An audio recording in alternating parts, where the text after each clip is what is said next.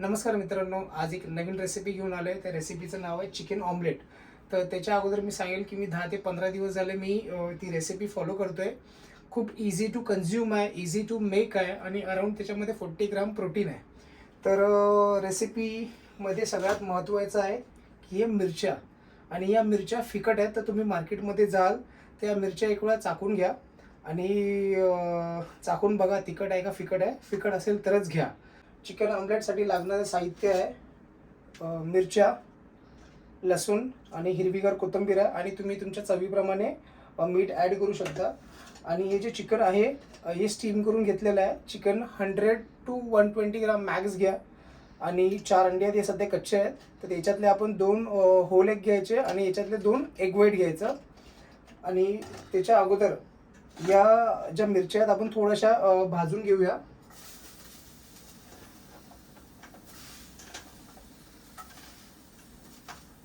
त्याच्याबरोबर लसूण पण ॲड करतो.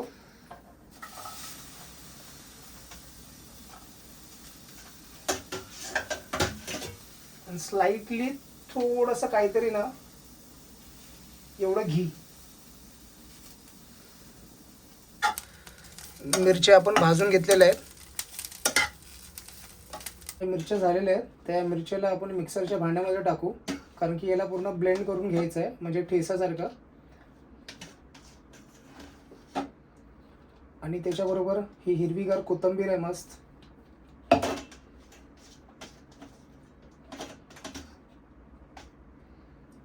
आणि तुम्ही तुमच्या चवीप्रमाणे मीठ ॲड करा.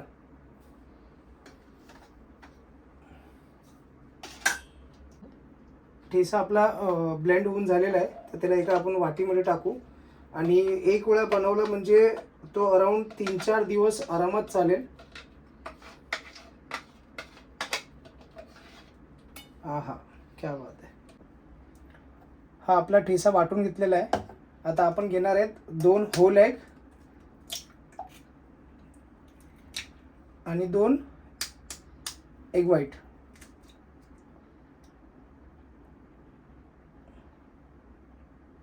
बंद कर. आता आपण त्याच्यामध्ये ॲड करणार आहे हे चिकन. हे स्टीम केलेलं चिकन आहे.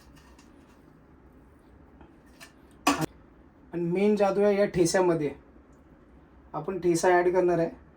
ते एवढं तिखट नाही आहे तर काय एवढं टेन्शन नाही आहे. हां, इन केस अगर तिखट मिरच्या असल्या तर तुम्ही कमी ठेसा ॲड करू शकता.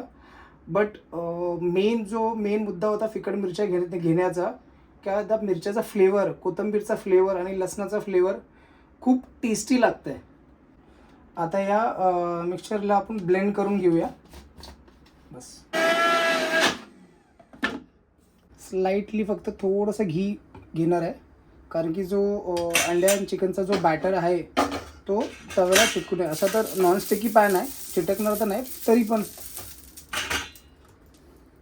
हा बॅटर याच्यावर टाकूया.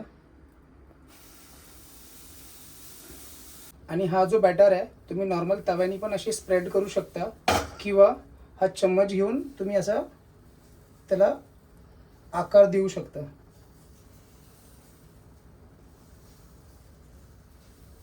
जसं आपण ते डोसा बनवतो ना सोनू, तसं.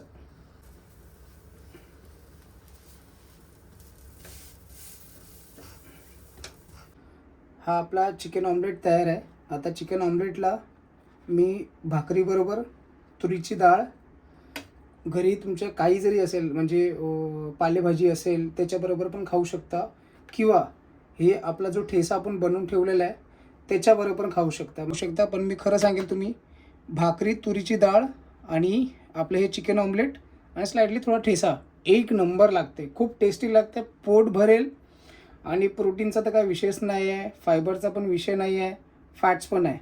एका हेल्दी बॉडी बिल्डरसाठी हेल्दी मील. डन.